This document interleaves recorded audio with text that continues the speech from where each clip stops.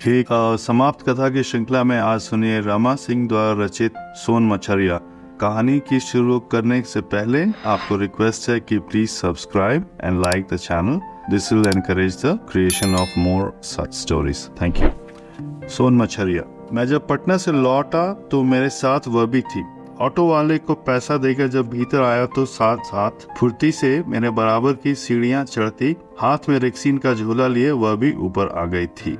मेरी बीवी नेहा ने आंखों से इशारा से जब लड़की के बाबत पूछा तो उसकी ओर मुखातिब होकर मैंने कहा था, नमस्ते करो, यही मम्मी जी हैं। उसके चेहरे पर बिल्कुल ही अपरिचित माहौल में आ जाने का सा न कोई घबराहट था, न संकोच का भाव था, न ही नेहा से मिलने की कोई खुशी थी।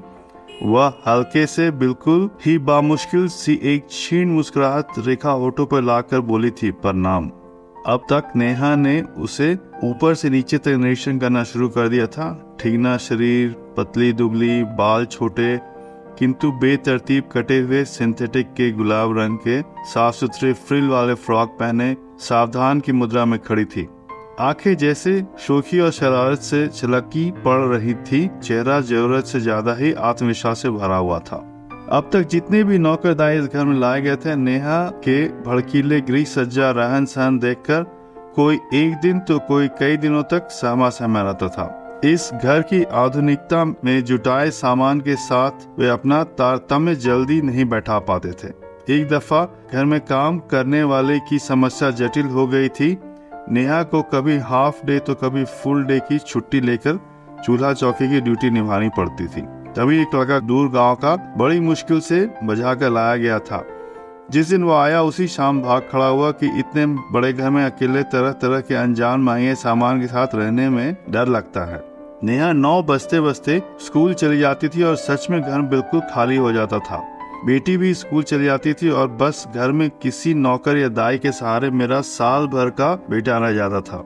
लेकिन यह लड़की जैसे घर के इन सारे कीमती सरोज सामान जो उसे अजीबोगरीब लगना चाहिए था, उसे अचंभित होना चाहिए था कि अस्तित्व को नकारते हुए या फिर जैसे इन चीजों की पहले से अभ्यस्त हो संयत खड़ी थी।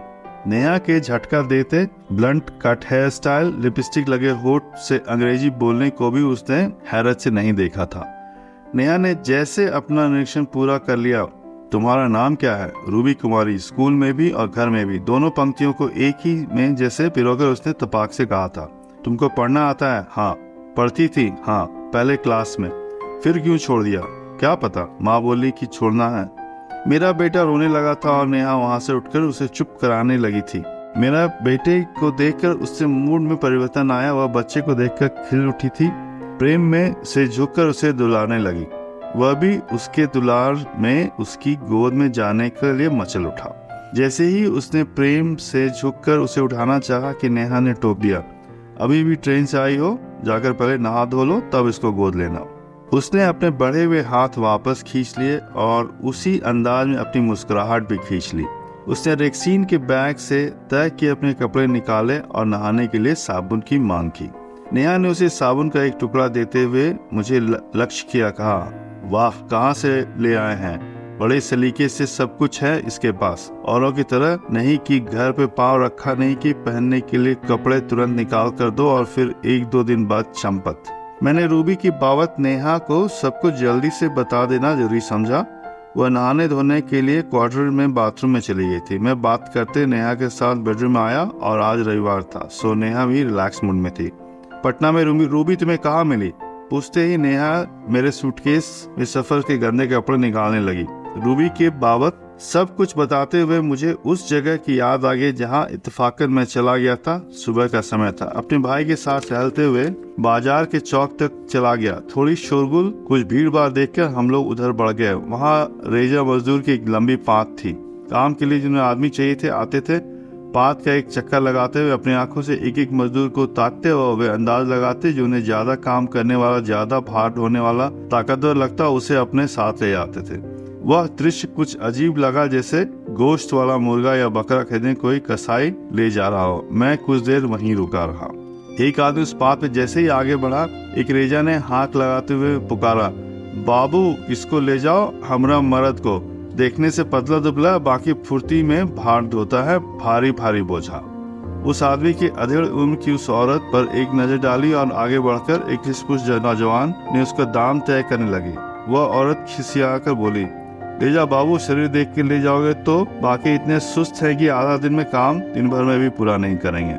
वह आदमी मजदूरी देने के एवज में किसी तरह की रिस्क नहीं लेना चाहता था। उस नौजवान ने उसको छोड़कर भी आगे बढ़ गया।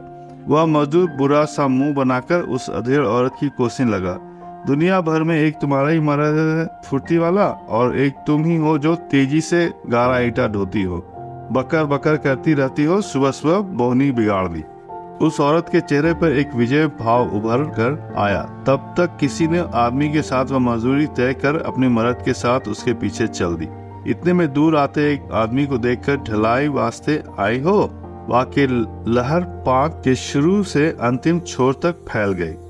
एक उम्र वाली औरत अपने बगल में बैठे हाल ही में जवान में एक लड़का से बोली, पहले वाला जमाना नए है ना, पहले जमाना में ढलाई दिन रेजा मजदूरी को पूरी सब्जी जलेबी खिलावे रिवाज रहा है। संतना स्कूल को जौन बड़का मकान है ना, ओकर ढलैया के बड़का पवरोटी और दू कप चाय दे ली।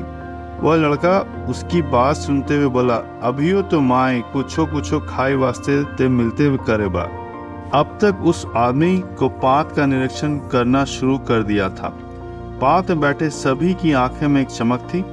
सभी अपने शरीर को यथासंभव सीधा और चालू हालत में दिखाने का प्रयत्न कर रहे थे। खैर वह आदमी छाट छूट कर मोल भाव करके करीबन 10-15 रेजा मजदूर को ले गया। एक एक पंक्ति में लंबाई छोटी हो गई थी। धीरे धीरे पात की लंबाई घटते घटते कुछ ही जो दुर्बल, अशक्त और बूढ़े मजदूर बच गए थे आकर ठहर गई।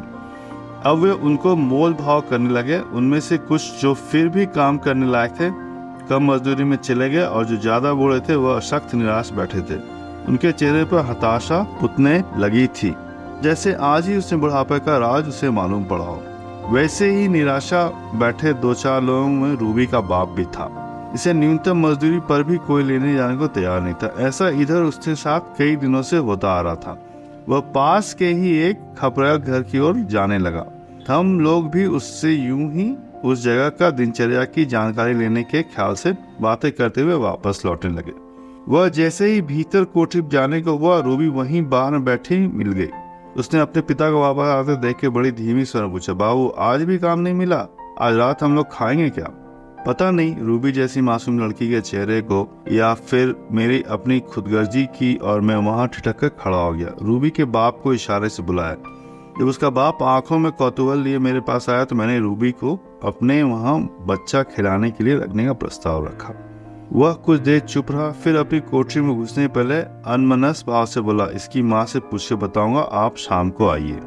रूबी की माँ घर में बर्तन चौका का काम करती थी। बाप जब से बीमार रहने लगा था उसे मजदूरी का काम कोई देता ही नहीं था। वह भी ज्यादा दिन बिस्तर पर ही पड़ा रहता था। इसके और भी कई बहनें थीं, एक भाई भी था। उसकी माँ अब सिर्फ बेटा को ही किसी तरह पढ़ाना चाहती थी। दूसरी बहनों को भी घरों में काम पकड़ा दिया था। रूबी को दूसरे शहर भेजने के लिए वह तैयार तो हो गई थी, लेकिन उससे विनती थी कि रूबी को खाने के लिए किसी का जूठन नहीं दिया जाए। जूठन खाने से उसका धर्म और जात भ्रष्ट हो जाएगा, ऐसा ही रूबी की माँ का सोचना था। 2-4 दिन में ही रूबी सिर्फ घर आंगन बच्चों का काम धाम से ही परिचित नहीं हुई, उसकी बदमाशी भी जगने लगी थी। पहले तो वह हमेशा चुप रहा करती थी, अब न सिर्फ बोलने लगी थी बल्कि नेहा के घर से ओझल होते ही वह अपनी उद्दंड चंचलता से आउट हाउस में रहने वाले को परेशान भी कर लेती थी। बच्चे की किराएदारनी के जिम्मे थमाकर उसके हम उम्र बेटी को लेकर खेलने निकल जाती थी। कभी पेड़ की डाली पकड़कर डोलने लगती थी तो सामने के प्लॉट में बन रहे मकान में कोने कोने का निरीक्षण करते हुए दौड़ती रहती थी, धमा चौकड़ी के बीच बीच में। जैसे कुछ याद आ गया वह किसी न किसी समय पूछती रहती थी। जैसे ही नेहा के स्कूल से आने का समय होता वह जल्द से बच्चे को गोद में लिए उसे जहाँ होना चाहिए था विराजमान रहती थी। जब तक वह घर में रहती रूबी सीधी सादी बनी रहती थी। उसके जाते ही वह जोकर जैसे ही उछल कूद कर सबों को परेशान कर देती थी। मैं कभी कभार किसी कामवश घर में होता तो मुझे वह कुछ समझती ही नहीं थी। एक दिन खेल खेल में वह समय पूछना ही भूल गई और नेहा घर आ गई थी। बच्चा भूख से बिलख रहा था, रूबी को कहीं आता पता नहीं। नेहा ने बच्चे को गोद में लेकर दूध पिलाया। बहुत देर तक उसे बहलाते फुसलाते रही, तब जाकर वह शांत हुआ। काफी समय निकल गया, मैं भी घर पहुंच गया था, फिर भी वह नहीं आई थी। अब तो हम दोनों ही चिंतित होने लगे थे। छोटी लड़की है, पता नहीं कहाँ गिर गई होगी। मैं बाहर निकल इधर उधर खोजने लगा और ख्याल में चक्कर लगा रहा था। तभी करीबन 8 बजे का समय लगा जब रूबी घर की तरफ आती दिखी। मोहल्ले की कई उसकी सहेलियां उसे मेरे घर तक छोड़ने आई थी। मैं भी उसके साथ ही घर में दाखिल हुआ। नेहा ने जब उसे पूछा तो वह निर्भय अड़िग खड़ी रही, आंखें नीचे किए ही बोली, वो जो रानी है ना, वो मेरी हारने की पारी भरवाती रही, इसलिए घर आना याद नहीं रहा। नेहा ने उसे कान उमेठे और एक थप्पड़ लगा दिया। वह जस की तस बनी रही, रोई भी नहीं। थोड़ी देर के बाद फिर से पहले जैसी ही सामान्य बनी, चौके में खाना बनाने वाले नौकरानी के साथ रोज की तरह छेड़छाड़ करती रही। एक रविवार को जब नेहा का ध्यान उसके गंदे फ्रॉक पर गया तो उस फ्रॉक धोने के साबुन दिया और नहा धोकर आने को कहा।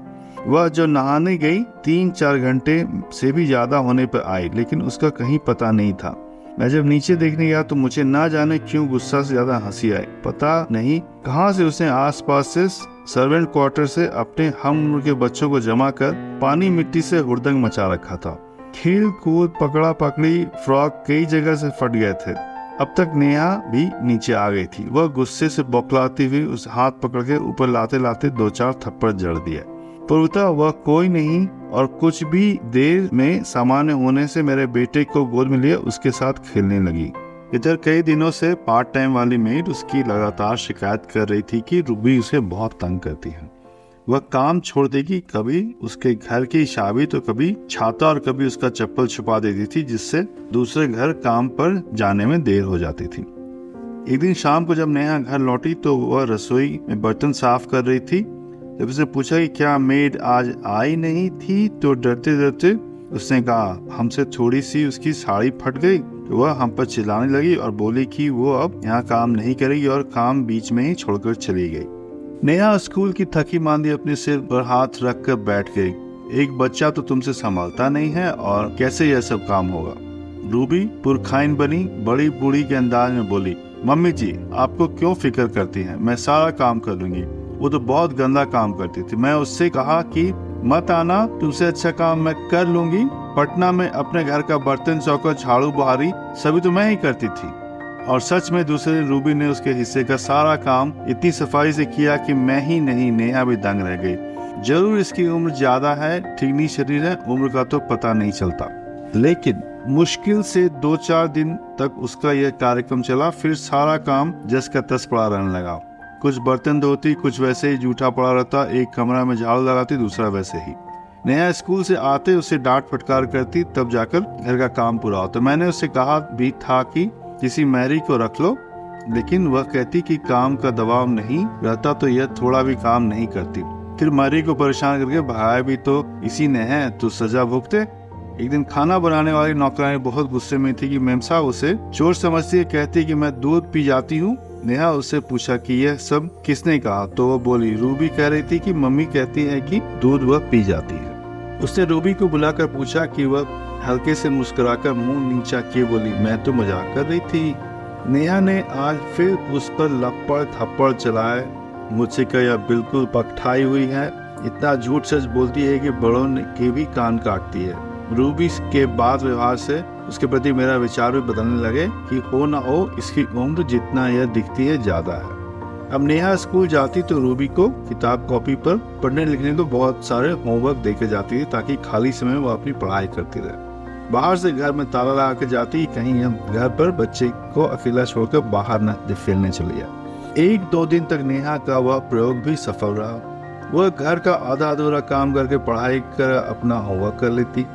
यह नेहा नेक काम मुझे भी अच्छा लगा। मैंने एक सलाह दी कि अंग्रेजी सामान्य ज्ञान वगैरह नहीं पढ़ाकर जो सिर्फ गणित और हिंदी में पढ़ा देते हैं, ताकि चिट्ठी पत्र लिखना को जोड़ना घटाना सब जान सके। इन दिनों ऑफिस के आने पर मैं भी उसकी पढ़ाई में मदद करता। चूंकि मैं उसे कभी भी डांटता नहीं था, यदा कदा उसे चुप और नेहा की मार खाकर दुखी देखकर तो हल्की फुल्की बात करके उसे हंसाने की कोशिश करता था। सो मुझे भी अपने हम उम्र की समझती। जब मैं अकेले होता तो कभी मेरा बाल खींचकर भाग जाती, तो कभी मुंह चिढ़ाकर यह मैं सब अपनी पत्नी को नहीं कहता था, कहीं इसके लिए वो मान न खा जाए। इधर स्कूल की परीक्षा चल रही थी और नेहा को स्कूल का ढेरों काम घर में ही पूरा करना होता था, इसलिए रूबी का होमवर्क देखने मेरे जिम्मे आ गया था। लेकिन वह तो मेरी बात मानती ही नहीं थी। इधर से घर की मरम्मत के लिए कुछ दिनों मैं छुट्टी पर घर में ही रह रहा था। रूबी बच्चों को भी मेरे हवाले कर दिन भर गायब रहती थी और जैसे ही उसका स्कूल से आने का समय तो वह जल्द से किताब कॉपी लिए पढ़ने को बैठे मिलती। नेहा उसे देखते तृप्त भाव से मुस्कुराती, अपना होमवर्क पापा से दिखा लेती हो ना। रूबी उसके जवाब में इतनी मासूमियत से सकारात्मक ढंग से सिराते मुझे हंसी आया थी। सच में यह बड़ी चतुर चालाक है। कुछ दिनों से वह दूध, मलाई, फल, मिठाई जो भी फिल्म मिलता खा जाती, रोटी चावल कम खाती। वह सब भी मैंने अपने आंखों से देख लिया था और उसे समझाया भी था, लेकिन वह अपने आदतों में जस की तस बनी हुई थी। बल्कि शिकायत के लहजे से मुझसे कहा भी था, मम्मी सारी फल मिठाई अपनी बेटी को ही खिला देती है, मुझे तो बस एक आधा टुकड़ा ही थमा देती है, तभी तो मैंने उसका मजा चखाने के लिए सारा खा जाती हूँ। उसे मेरी बेटी से बिल्कुल दोस्ती नहीं थी। रूबी को मेरी बेटी से सच पूछे तो पड़ती ही नहीं थी। अपनी उम्र के अन्य लड़कियों के साथ खेल करती थी, लेकिन उसके साथ भूलकर भी नहीं खेलती थी। एक दफा तो मेरे सामने ही मेरी बेटी रूबी का हाथ पकड़कर बाहर खेलने जाना चाहा, लेकिन उसने जोर से उसका हाथ झटक पटक दिया। मैंने उसे इस बात के लिए डांटा भी था, तो मुंह लटका कर वहीं से चली गई। हाँ, मेरे बेटे को बहुत प्यार करती थी। रूबी को यहाँ रहते 6 महीने से ज्यादा हो ही रहे थे। नेहा उससे सुखी कम दुखी ज्यादा थी। हमारा बेटा उसी के साथ खेलता था। थोड़ी देर के लिए भी वह कहीं चली जाए तो वह रोने लगता था, लेकिन रूबी नेहा की गैर हाजिरी में उसे रोता छोड़कर भी अपनी सहेलियों के साथ खेलने भाग जाती थी। एक दिन रूबी की माँ आई थी और बेटे से मिलने। नेहा ने उसको खूब शिकायत लगाई। वह ममता भरी मुस्कुराहट से सब सुनती रही। अभी बच्ची है मेम साहब, वह 12वां साल ही तो उसका चल रहा है। इसके बाबा बीमार नहीं होते तो उसे स्कूल छुड़ाकर घर में काम नहीं पकड़ाते। कुछ दिन से हम लोग बहुत तंगी में रहते हैं। वैसे पहले भी कोई अमीर नहीं थे, लेकिन बच्चों के खिला पिलाकर पढ़ा लिखा भी रहे थे। रूबी को रंग बिरंगे फ्रॉक जो आपने देखे होंगे, वह सब मैंने जहाँ काम करती हूँ वहीं से लिए हैं। रूबी के कद काठी की ही मार्केट की बेटी थी। पता नहीं उसको क्या बीमारी लग गई कि देखते देखते चल बसी। जब उसके पहनने के कपड़े और लोग हटाने लगे तो मैंने मांग लिए। रूबी बहुत दिनों से टीवी पर देख रंग बिरंगे कपड़ों के रट लगाए हुए थी। मेम साहब, ऐसे कपड़े कोई खुशी से अपने बच्चे को पहनाने देता है क्या? आप भी तो माफ कर दीजिए इसे।